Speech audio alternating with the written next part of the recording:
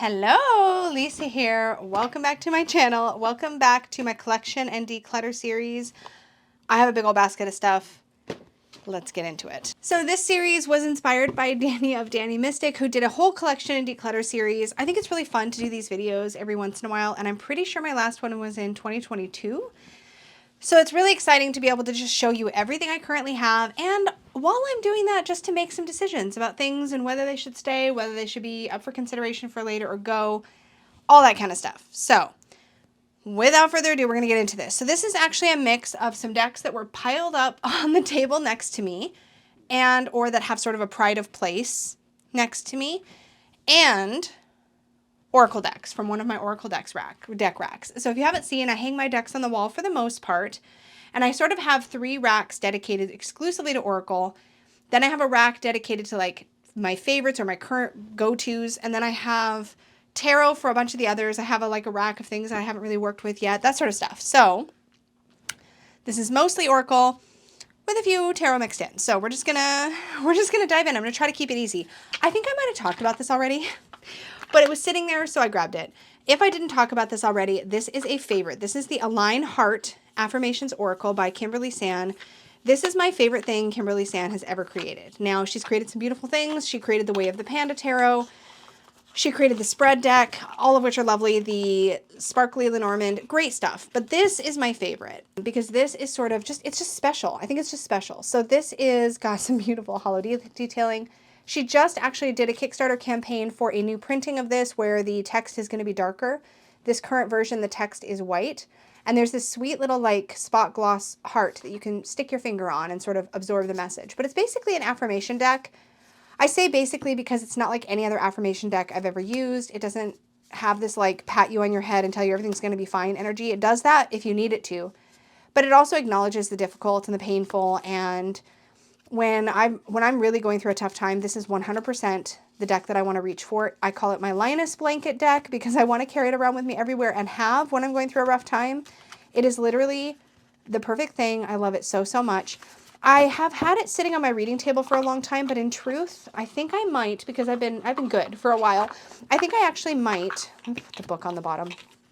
I think I might put this by the bed to pull with my bedtime readings because I just love it so much.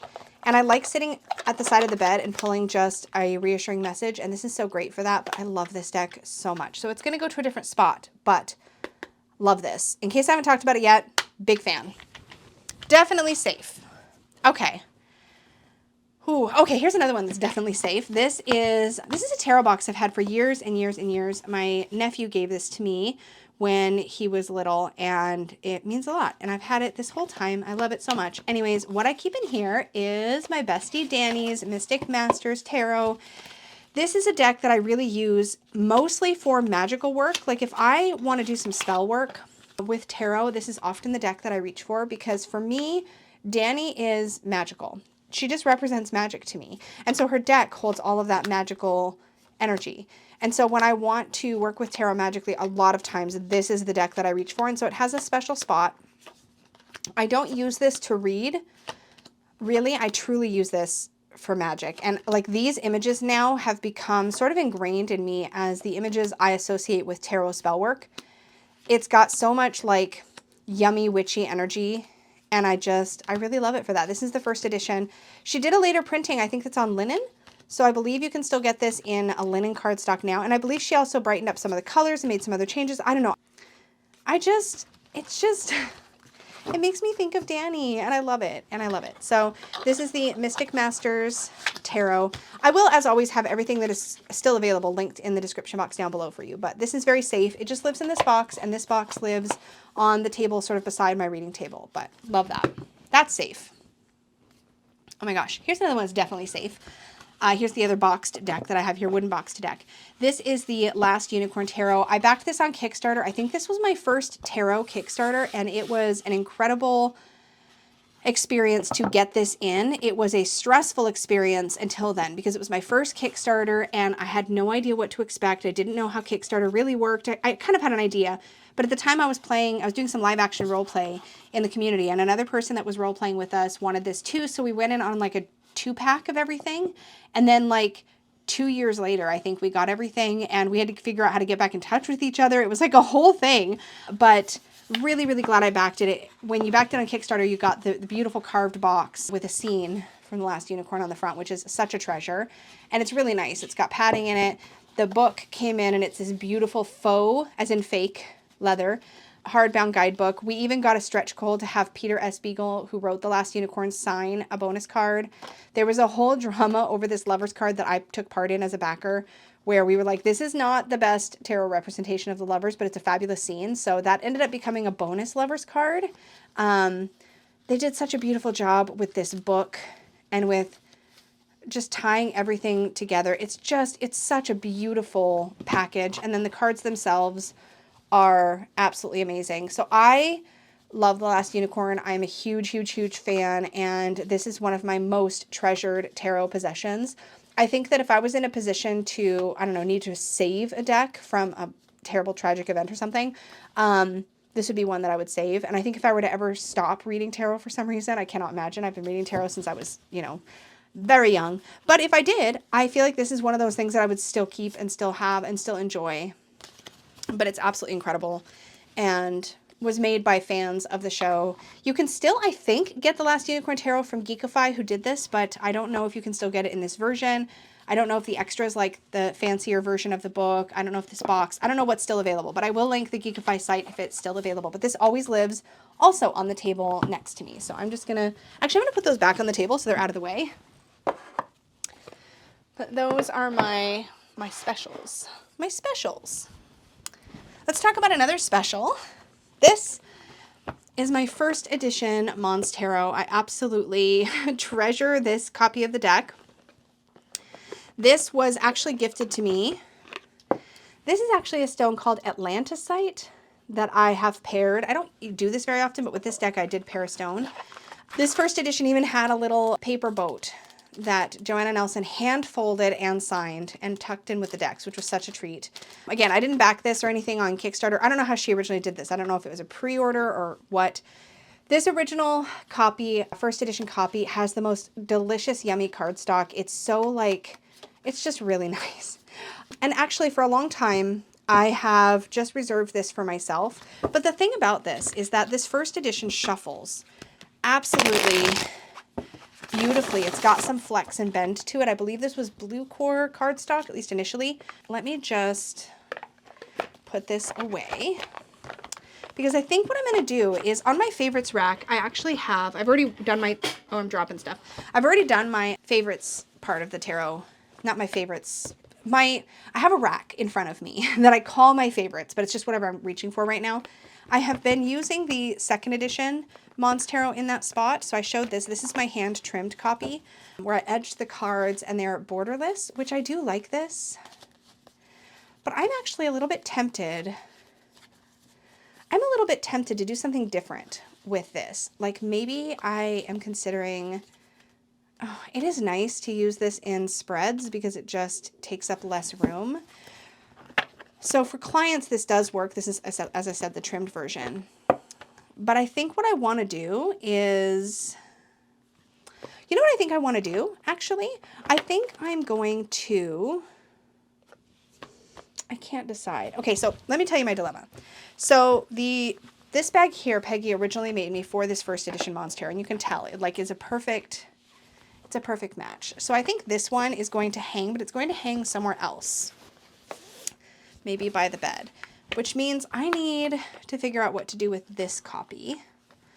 And I think this copy, I am actually tempted to take this Monst Tarot and the little bug oracle and maybe just stack these up or put them like this next to me on my table, because I reach for these a lot as a duo for clients.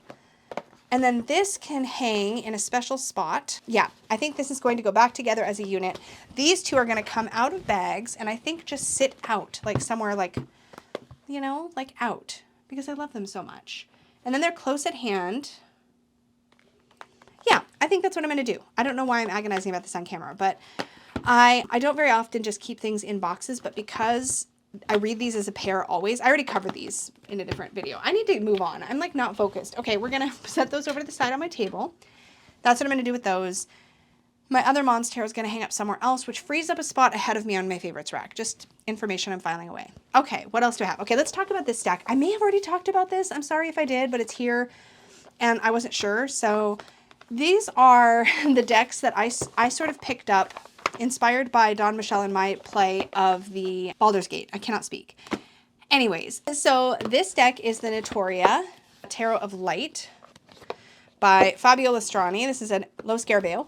And it's based on angels. I've talked about this in another video recently, so it's kind of fresh in mind. But it's basically all an angel-based deck. But it's got this kind of fierce angel energy. It's not that like stereotypical kind of angel energy. Anyways, this is sort of associated with Astarion in the video game. Listen, it's a whole thing. I'm not going to get into it right now, but there you go. And then the Goetia Tarot in Darkness, which is based on the demons from the 72, I keep wanting to say 72, from the Lesser Keys of Solomon. We have the 72 demons, and then it's expanded out into tarot with the suit symbols for the aces, and it's got Lilith and Lucifer added. This is what I use for sort of the shadow side of this like little deck family. So this sort of works for light. These sort of work for shadow. And this also stands for sort of the dark urge in the video game. It's again, a whole thing. Not going to try to get into it. But then these Oracle decks, originally I got them to try to decide which would be a better fit for this little family. But here's what ended up happening. So the Mausolea Oracle of Souls ended up turning out to be really good paired with Notoria, because it's like Osiris and, okay, there's still some darker figures, obviously, but it's mostly, it feels like sort of guides or guardians that sort of help connect to the energy of Notoria. It's got that sort of, again, ferocious or fierce sort of energy, even when we're seeing like figures like the Mother of Dawn, who we would normally see as a light or bright figure. There's a dark tone to this, and it just works really well with Notoria. I'm not 100% sold on this deck, though, is the thing. And then there is the Paolo Barbieri Dante's Inferno. This one has the guidebook written by Charles Harrington, and this one, the guidebook's really good. Here's the thing, though. I don't actually reach for Lo Scarabeo oracles very often, and this does work really well with the shadow stuff, but I feel like it just goes, I don't know, it goes pretty intense. So the thing with this deck, I can't quite figure out. I feel like I got caught up in things, but if I'm thinking about this objectively, this deck is kind of scary. It's cool, and it does work with these decks really well, just like Mausolea does, but Mausolea and Dante's Inferno both just feel like a reach for me. And I do now have the Oracle of Heaven and Hell, which I'm going to talk about briefly right now, because it did just come in, but it's sitting next to me, and it's relevant to this little family. So the Oracle of Heaven and Hell literally feels like it's meant to work with these. Oh, look at how that looks. Oh, that looks awesome. Look at that. That's so cool. Anyways, this actually is based on the same angels and demons, and so I feel like it just belongs with these. It thematically goes. The art doesn't necessarily go, but like the theme of it goes, and the book goes. So I think if I'm being honest, I sort of am now seeing this as the deck family here, all by itself. So I think actually I'm going to let Dante's Inferno and Mausolea go. So I'm going to set these to the side for the purgatory pile, because I think now that I have the Oracle of Heaven and Hell, this feels cohesive, and I don't like large deck groupings. So I feel like this is going to be the thing. And so far these don't have bags. They literally just live next to me. So I'm going to put these to the side as a keep pile, but these I think I'm going to probably let them both go. They're both very cool, and thematically they do work really well with Notoria and Goetia, but I think I want to keep my Notoria Goetia little deck family fairly simple. So these are going to go. Okay. I don't even want to reach for what's next because I'm so torn, and I've been down this road before. But okay, let's talk about the La Corte dei Tarocchi. Me and this deck have a very complicated relationship. First of all, it's beautiful. It's my only Il Meneghello deck. The thing about this deck, I don't read with this. I've tried. I don't read with this. I don't want to read with it, but it's fun. It's special. It makes me feel fancy. I can't explain it. But in truth, like, it's the cardstock. It's the art style. It's the packaging. It's this aesthetic experience that just feels really fancy, but also has this whimsy and cuteness to it. Like, the art style is very fun, right? Like, it's cute. Like, it's cute. It's kind of cartoonish, but it feels like it could be old, but it's not old. I don't know. I've purgatoried this before, but I've never been able to bring myself to actually get rid of it. So I think this is going to fall into the category of something that's going to continue to be essentially a collectible. Something I have because I like having it, but I don't read with it. I'd be curious, if you have this deck, do you read with it? When, where, how? How does it fit in? I'm curious. But for right now, the reason this is in this pile is because it just lives on my table with other things like this that just, I don't know. It doesn't have a purpose. I need to put it up higher on a shelf somewhere where it can literally just be decor at this point, because it's kind of what it is. But I don't want to let it go. So there we go. Oh, this one. Okay, let's talk about the Retro Impression Tarot. So I got this in a trade of sorts. I'm trying to remember the exact circumstances. I know who, I just was forgetting the exact deal. So if you're watching this, I'm sorry. I have the memory of a goldfish. Anyways, it's got really nice linen cardstock. Really pretty gold accenting. I was really wrapped up in the bling of this deck. Like, it's shiny. Listen, that's what it was. It's shiny. And it's very pretty. And it's very delicate. And fancy. But it's also kind of boring. It's just kind of boring to me. And yet, it's really pretty. It's just another Rider-Waite-Smith in a different style. And I don't use decks like this very often. And this one I thought was just pretty. And it is pretty. And I'm glad I got to look at it in person and play with it. But it came in and I was like, oh, pretty, for like 5 minutes. And then I was over it. And that's just unfortunately how it goes sometimes. You know, I see something and I'm like, oh my gosh, that is so beautiful. What I find though is, because I think I thought when I first looked at this that the gold was also throughout the images, but it's just in the border, which it's fine. The borders are beautiful, but it's almost distracting for that reason. So I think this is one that probably needs to go into my purgatory. Yeah. So that's where that sits. That's the Retro Impressions. I never even gave it a bag. It's not a good sign when I don't give it a bag. Okay, so that's going to go in the purgatory pile. And I think that might be it for tarot. Is that it for tarot? I think that might be it for tarot. Let's get into the Oracle rack, that stuff that I pulled down. So let's start here. Something easy. So this is the Hero's Journey Dream Oracle. I love this deck. This is the second copy of this deck I've owned, because when this first came out, it was glossy. And then it came out on this beautiful matte laminated Blue Angel cardstock that I am obsessed with. And so I repurchased it because it just looks great on camera when it's matte.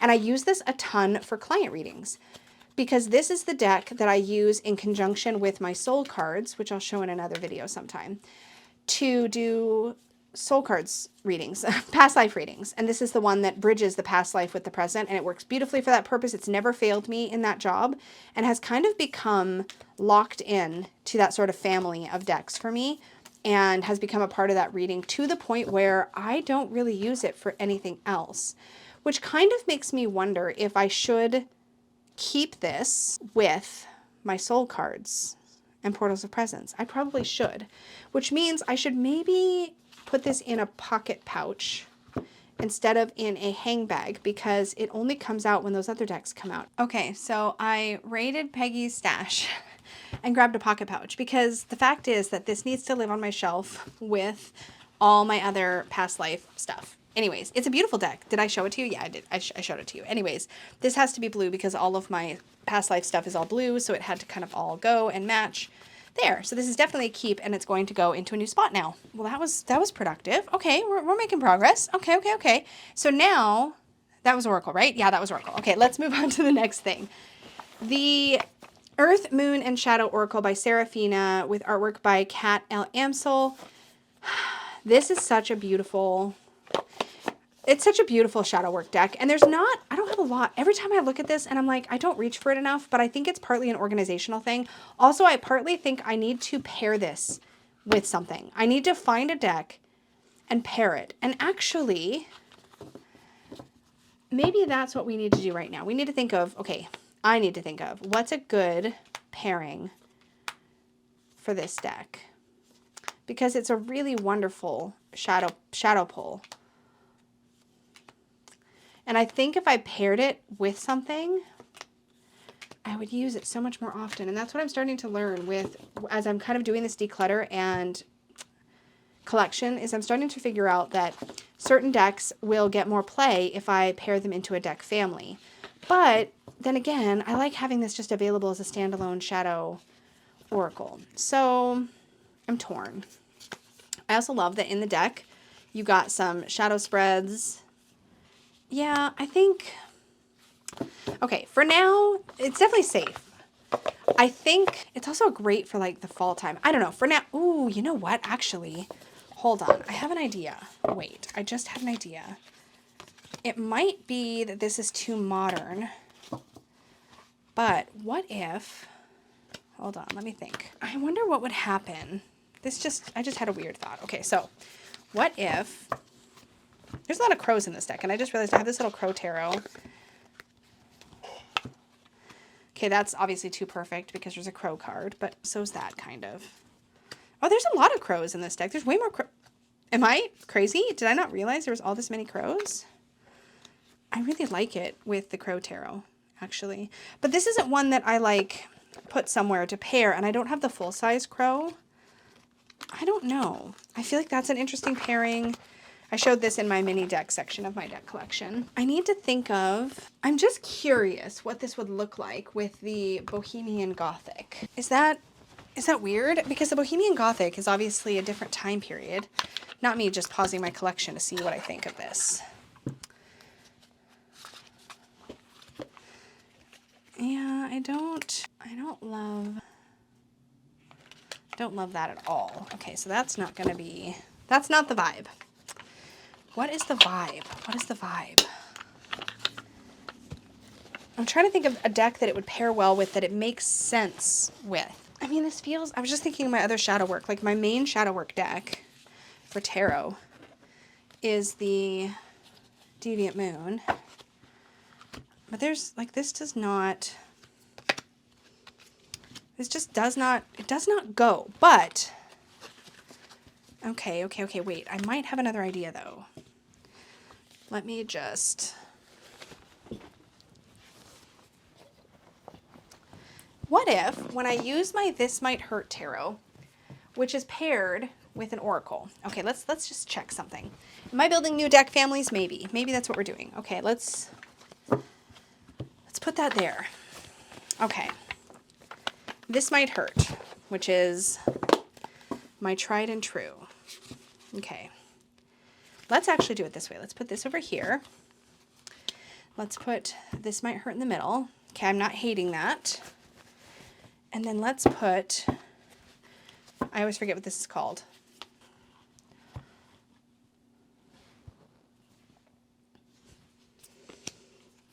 What is this called? Alchemist. Illuminated something. Alchemist Oracle. The something. What? Connected and free. Connected and free. Okay, let's just take a look. See, these two go well together. Okay, let's try something else. I have another idea. Okay. I can't focus until I get this sorted out, y'all. This is just how my brain works. So it doesn't work with this, but I just thought of another one that might be just right for it. So let me put these away. We're going to be here forever if I do this. Okay. Let me put these away. What about these? This might be actually the right fit. I'm thinking of a reading where I can go light and shadow. Oh, this might be good. Okay, so, and I think they're working on an Earth, Moon, and Shadow tarot, actually, the creators, which would really solve my problem here. But for the meantime, what if, I know what I'm thinking. Yes, this might be it. This might be it here. Okay, well, here's what I'm thinking. Using a tarot to sort of anchor a reading, right? And then having a shadow and light pull next to it. So here I have, this is the, somebody's going to be screaming. What is this called? Listen, I forget. I'm sorry. I'll probably remember when I'm editing. So here we have the Eight of Wands with earthing, grounding, and advocate. Ooh, okay. I like these together. Artistically, I like these together. Lunar Eclipse. Because I love the pairing of these two. They're definitely a perfect pair. I'm just wondering. I need this. I need the Earth, Moon, and Shadow Tarot. That's what I need. And I think until then, I think this just, because these two are just so perfectly energetically matched that I don't want to mess with this pair because I already sorted that out. I think I just need to be content with the fact that I don't have a pairing for this yet. But it's a wonderful deck.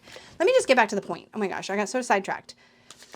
This has light and shadow. It's got a lot of moodiness to it. It's got a lot of crows. It definitely feels connected to the shadow side of things, but in a healing way. And this was actually gifted to me when I was going through a tough time. And it means something to me, partly for that. It's really got like a bit of a heart-centered focus for me. I do really love it. It's safe. It's just a matter of like, how can I incorporate it more? So I just need to think about that, but this is definitely safe. Let's talk about a little favorite, and I'll tell a little story. So this is the little Crypted Oracle. This is by Andrew and Christopher of Little Dark Arts. Y'all, this is the cutest Oracle deck, first of all, and I am obsessed with this art style. I'm also obsessed with I'm just obsessed with their art in general, and y'all will know just how obsessed because Peggy and I have totally brought them on to illustrate a deck for us. It's actually going to be Peggy's Sassy Dragon Tarot. I'll be talking more about that in the next few months, but it's incredible, and I cannot wait to start showing images and such. But they created the little Crypted Oracle, and that's how I found them and their artwork, and I just absolutely love it so much. What they create is so freaking adorable, so cute. I love this tin. It's just so nice. It's so sweet. I have this in 3 different versions. The unicorn card, Luminosity. I have this in 3 different versions, literally sitting in front of me in a card holder, just on display all the time because I'm obsessed. And they sent me 3 versions of the unicorn. It makes me really happy. I actually also have a little original of one of the Luminosities, and I have that framed and it hangs by my bed because, yeah. Anyways, this comes with this cute little field guide. I'm probably not doing it any favors keeping it in this bag. And actually I'm tempted, even though this is... I really should. What I really should do is put this book on my bookshelf because it's starting to curve. You see how it's curving a little? That's just because I've been hanging it and stuffing it into this bag. What I should do is just hang this by itself. I would use this more if this was in my minis. So I'm going to stick this in my minis. And I'm going to just find another use for the bag. Oh, the bag is so damn cute, but that's what I think I'm going to do. I'm going to put this on my bookshelf. I'm going to put this in my minis where I have my other small Oracle and Tarot because I think I'll use it way more being in there than I'm currently using it. So that's what I'm going to do. That's what I'm going to do. I'll have to reorganize that because that's getting full. So this is going to go on my bookshelf. That's going to clear a little bit of space for sure. So I'm sort of making progress, but not really getting rid of anything. So there's that. Oh, here's another shadowy Oracle. So this is the Lantern Oracle. This is so beautiful. Look at this bag match though. I mean, like, it's so good around here. This is so freaking good. This is a deck. I feel like this, you know what I think this would pair really well with, but I don't have it. It wasn't quite for me, but it's the Slow Tarot. This reminds me a lot of the Slow Tarot, but I don't have the Slow Tarot. I don't really want to get the Slow Tarot, but I freaking love this deck so much. It does not look like the box. The box image, for some reason, the box image I think was a really bad choice because it made the deck feel and look like something it wasn't. So I didn't get this for the longest time, but look at Repair. So I think what I need to do is organize so that my more shadowy oracles are kind of grouped together so that when I go to reach for a shadowy oracle, I know that I'm picking, right, what I want to work with that day because I do like doing shadow work with oracles. Yeah, that's what I need to do. I need to start grouping them together so that when I'm wanting that kind of thing, I can get at it pretty easily. So I'm going to stack this with the Earth, Moon, and Shadow. And just so I don't lose track of the fact that I'm reorganizing, I'm going to pull out I've already covered this in a previous video, but this is my Wisdom of the Shadow and Wisdom of Divine Feminine. They live together in this bag. So I'm going to rehang these and make sure that they're all grouped together so that I remember to work with them. That's what I'm going to do. Next, I have the Solitary Witch Oracle by Lucy Cavendish. This is such an incredible deck. The book is everything. This, yes, while it's wonderful for the dark half of the year, it's just absolutely beautiful all the way around. The guidebook really makes this deck what it is and how it reads. It's so beautiful. It's so beautiful. So I don't know if this is shadowy, but I may hang it on a rack in the same sort of range. I love the Once Upon Another Time. It's so the messages in the guidebook. Oh, if you only knew. They're just so beautiful. So I'm going to take my Solitary Witch Oracle and probably group it with those. Yes. Now this deck needs to go back in its box and actually sit on a shelf because it's getting neglected here, and I think it's very specific, but I mean, it is a good bag match, I have to admit. This is the Book of the Dead Oracle by Scylla Conway, and it's really stunning. Wonderful, wonderful deck about the afterlife in general. Like, it's really cool, but it's very specific. It's not the kind of thing I'm just going to whip out and start working with as a general Oracle deck. It just isn't. So I'm going to actually put this back in its box, the Book of the Dead Oracle box. And this must have been split. Yeah, this was split. Okay, so that's what we're going to do. We're going to split the deck. My dog is building a nest next to me, which I love. Okay, let me do that. Hey, I did a good job splitting that. Let me grab the book. Like the Day Was of Creation, I feel like the Book of the Dead really just needs to sit on a shelf in its box and be pulled out for this kind of work specifically. So I'm going to put this on the shelf with other shelfy decks. Still clearing up rack space, which is great.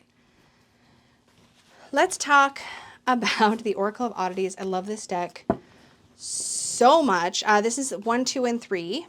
And everybody goes gaga over the... What is it? This is a Claire Goodchild deck. Over the deck by Claire Goodchild that's Lenormand based. What is that called? I forget. I'm not a fan. Like, I mean, I am a fan. I think what she makes is really cool. But this one is my Claire Goodchild deck. I love it. It's very expansive. Decks like this are just wonderful for pairing with all kinds of things. It's a really, really usable deck. The keywords are amazing, and the way that the artwork illustrates the concept of the keyword is really, really good.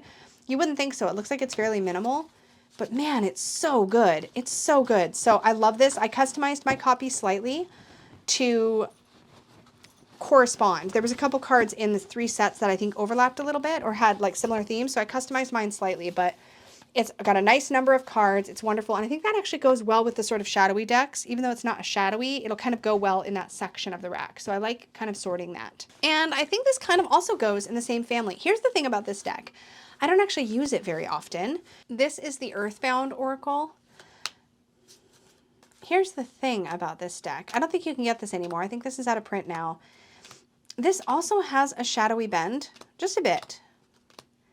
But I really love pairing this deck with nature-y decks. This pairs really well with the Brady Tarot, my more National Geographic-y deck, but it's got a very specific vibe. It's such a great little Oracle deck. It's safe. It's not going anywhere. I do love it. So that is the Earthbound Oracle. My little basket is moving my cloth here. Okay, so that's safe. This isn't really here to be an Oracle deck. It's a little OM deck. This actually doesn't need to hang because I never am going to reach for this to just use by itself like that. This needs to go in its box with the book because this is part of a whole system. I was studying OM for a bit, but I've had to table it. This is a really sweet little set. So it's, and actually, if I'm being honest, do I want to keep this set? I don't know that I do. Like, it was great as a little study tool, but I have a set of OMs, and this particular set is kind of boring to me. Like, it just doesn't excite me, but the book was really good. But I have a bigger OM book. I think this needs to go. This needs to go. This is gonna purgatory. At some point it'd be nice to have another OM deck, but actually I feel like I just want to work with OMs and my bigger OM book. So yeah, this can go in the purgatory pile. Okay, then we have Citadel. This was the best I could do for a bag for this. It's been tricky because it's black, red, and white, so I found a black, red, and white bag, and I'm finally happy with that. But this I really like to use with its little book. These come in large, chunky boxes by Liminal 11, and it takes up too much space, so I had to convert it to a bag. I love this deck. I love the little deck of emblems that is the little bonus deck. I have that actually in a little kit of stuff that I'm doing with Dawn Michelle's membership, her fellowship Weavers thing that we do. It lives with that right now. This is fantastic. I love this deck. It's wonderful archetype type deck. because we have, of course, archetypes, the poet, the king, the puppeteer, the herald. It's actually fabulous in almost every way. This did come from the deluxe set. I have kind of piecemealed out the other parts of the deluxe set to my son, who has the campaign, the tabletop campaign for it, and also has the big box, because this is the part that I cared about, was this and the deck of emblems. Both decks that come in the special edition set are incredible, and this is just really, really, really good. So this is safe. Oh, see, we're not, I guess I've got a few things in my rehome pile. Okay, we're not gonna worry about that. Okay, let's talk about this one. Because Wisdom of Hees, I have 2 decks by this creator, and I think I this or thatted them, but I really just prefer this one. So let's talk about these together. The Wisdom of Hees is absolutely beautiful. It's absolutely beautiful. I love it. It's gorgeous. But here's the thing. Oh, see, it's so good. It's so good. I just don't... Oh, that's right, because this pairs really fabulously... Wait. Hold, please. Let's just do something real quick. Because I think this is the thing that I ran into before when I considered letting these go, is that one of these, maybe both of these, pairs really well. Gosh darn it. With the Tarot of Mystical Moments. So let me just remind myself what the situation... Yeah, these look really great together. But yet, funny enough, like this does too. Actually, I feel like these two match better. Don't they look like they could have been by the same creator somehow? I mean, they're not. Okay, so here's what I've learned. Because what I've had paired with the Tarot of Mystical Moments, not me just rabbit holing all over the place, but what I've had paired with this is the Energetics of Color, which the Energetics of Color is amazing, but I think I need to have it available for pairing with more things. And it does pair beautifully with the Tarot of Mystical Moments for sure, but I think I need this to be available to pair with more things. So the Energetics of Color is going to go to my general Oracle shelf, and I'm making decisions. We're making decisions. It's going to be fine. Okay. And then I'm just going to put that there for now. Okay. And then I think Wisdom of Hees is going to, let me put Tarot of Mystical Moments away. Wisdom of Hees is going to go, because as beautiful as it is, I like the themes in the Love Who You Are Oracle. These are by the same creator and artist, by the way. Silas Tobal is the art. The guidebook is by Angie Sullins, and this one also has poetic renderings by Daniel Ladinsky for the Hees poems. But the thing is, I really love the original stuff here in the Love Who You Are Oracle more. So I think I'm going to keep this. I think this is going to go in my purgatory pile, because as beautiful as it is, this came out later. If this had come out first, this would have been the one for me. But this is gorgeous. It's a beautiful set. I definitely recommend it. It's stunning. I just happened to bond more with the Love Who You Are Oracle. So, and then I'm going to hang these back up on my tried and true, my like workhorse deck rack. So this is going to hang up and be paired with this, which I think is actually a better pairing for it for on the regular. So these two are going to go up together. I'm going to stack them over here so I remember to do that. Okay, cool. Decisions are being made. This is great. Let's talk about the Sacred Creators Oracle. This is such a great deck. This is so great. This matches with so many things. It's really supported me when I am working on creative projects. So when I am working on writing, deck creation, this is definitely something that I love reaching for. But it's also just really fabulous paired with just about anything. It's a very, very easy pairing. One of the things that I used to love about the Color Mage Oracle when I had that in my collection was just how easy it paired with things, and this does that job very, very, very well. And it's got a little bit of, well, a lot of Chris Ann's Beautiful Wisdom, and I love that. I love that. I just saw that card, Bravely Market Your Magic, and that reminded me that I should probably take a little break here. Let me just shuffle this and plug my own shit. So let's do that. Let's talk about it. Let me mark up my own magic here for a moment. Let me put this in the safe pile. Okay, so this is my test print of the Unicorn's Journey Tarot. This is, at the time I'm filming, currently funding on Kickstarter, and we have unlocked 5 of the 7 stretch goals. One more still remains a secret. We're working towards stretch goal number 6 right now, and we're doing so great. I'm so excited about it. So this tarot, at the time I'm filming, like I said, is currently funding on Kickstarter. If by the time this video comes out, for some reason, the funding is over because it ends on May 17th, 2024. If the funding has already ended, then definitely check the link down below anyways. There will be a link to either pre-order or purchase the deck, depending on when you're watching this video in real time.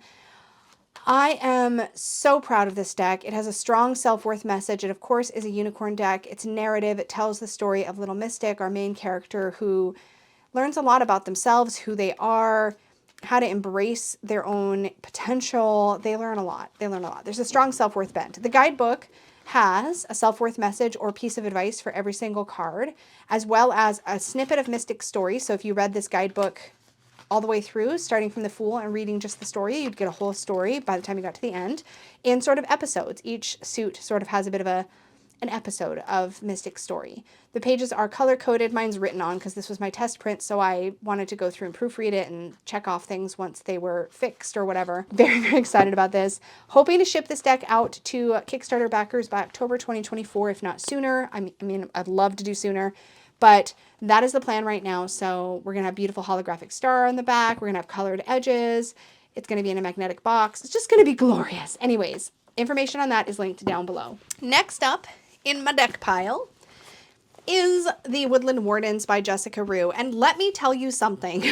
There's a deck coming out by Llewellyn, published by Llewellyn, that is by Barbara Moore with art by Jessica Rue.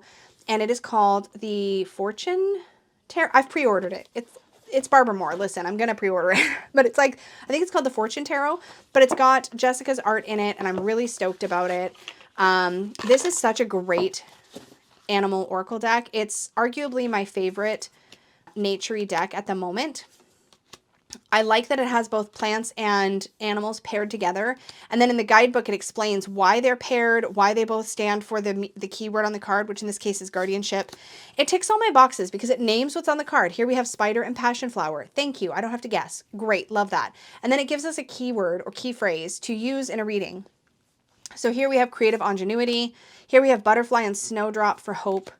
The trout and lily of the valley for purification. And y'all, the guidebook is so stinking good. This is another Andrews McMeel. I feel like they've been really knocking it out of the park lately with just producing or publishing really beautiful, unique decks. But in any case, it's very storybook feeling inside. There are questions for reflection or journaling on every page. And I just find that it reads really, really wise, and I love it. So this is definitely safe for sure. And I can't wait to pair it. I don't know if it will pair nicely, but I'm certainly going to try to pair it with the Fortune Tarot that's coming out by Llewellyn. So I'll be keeping an eye on that. That is the Woodland Wardens. That's a very naturey one. I feel like I definitely should sort my oracle decks on my racks eventually. I've got sort of a sorting system started. Let's talk about this. I don't know what to do about this deck. I truly don't. It barely fits in this bag. I really kind of forced it, let's be honest. It barely squeezes into Peggy's standard. It works, but it's a pinch. The Ocean Dreams Mystic Oracle by Danielle Noel. It's got my favorite type of box where it's magnetic and opens all the way up. Love that. Okay. This, I want to love this more than I love this. And this is the dilemma I've been having for a long time. It's really beautiful. It's absolutely breathtaking to look at. But it's another one where I have to work with the guidebook, which is not the end of the world, but it loses me a little. And I keep putting this away and then pulling it back out because I can't bear to part with it because it's just so pretty. But like it's pretty. And there's substance. Let me be honest. There's 100%. There's tons of substance. The guidebook is amazing. It's just speaking in a way that doesn't seem to speak to me. And I don't know what to do about that. I really don't. I just don't think this is right for me. And I hate that. I do think it's possible that I may just want to store this, which is what I was doing before. And then I pulled it out and put it on my rack because I was like, oh, but it's so pretty. Look at it. It's so beautiful. I don't think it's for me though. I think I just need to purgatory this. I don't think, if I'm being honest, do I think I'm going to miss it? No. No, I don't. I think if this wasn't here, I would forget I had it. You know what I mean? Like, I mean, I would forget that I owned this unless it came up for some reason. I don't think I'd reach for it or miss it. And to be fair, I pulled it out not because I missed it. I pulled it out because I was like, but I want to make it work. And I just am not feeling it. So that's going back in purgatory. Poor thing. It's been in and out of purgatory so many times. Let's talk about the luminous humanness.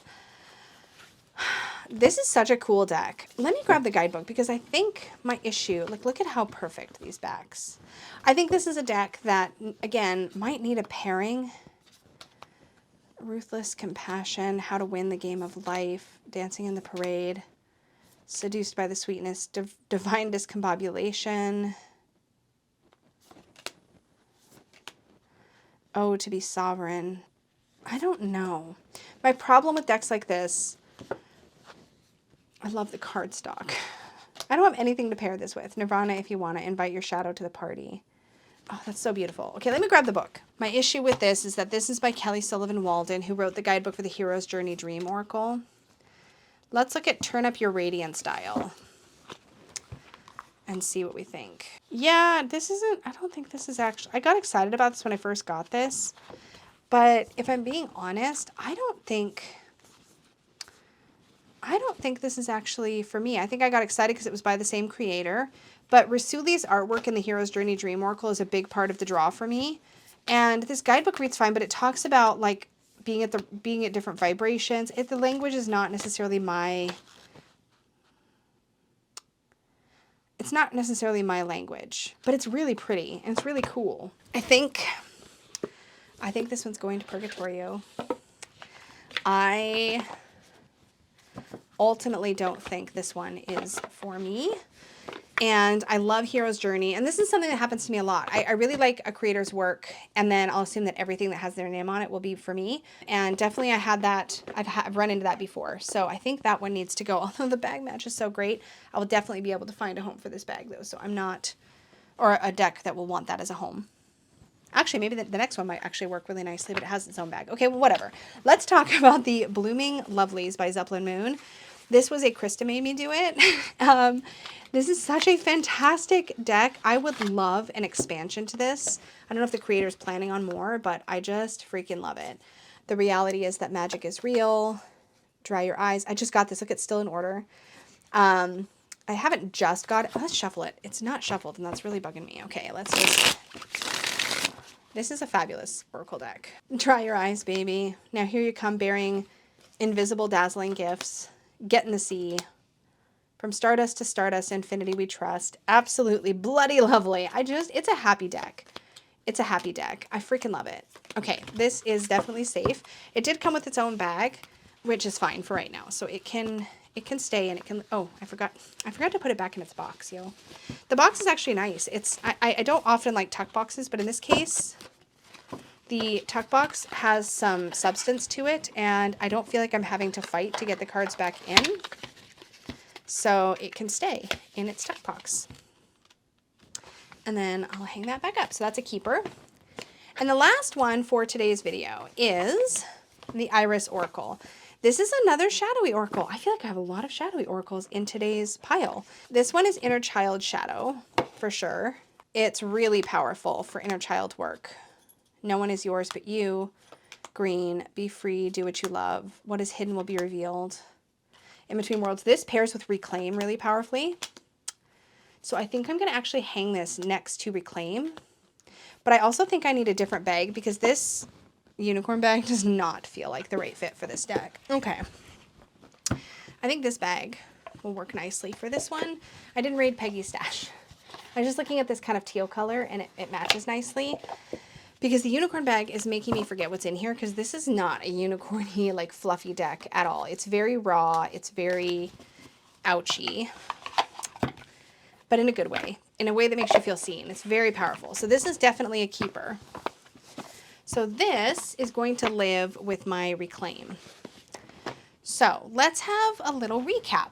So going into Purgatory, I have Luminous Humanness, Ocean Dreams, the Celtic Tree Oracle, Wisdom of Hees, the Retro Impressions Tarot, Dante's Inferno, and Mausolea. So these ones will be going into Purgatory. Yes. I'm just going to build a tower. It's fine. We're going to move this tower over here.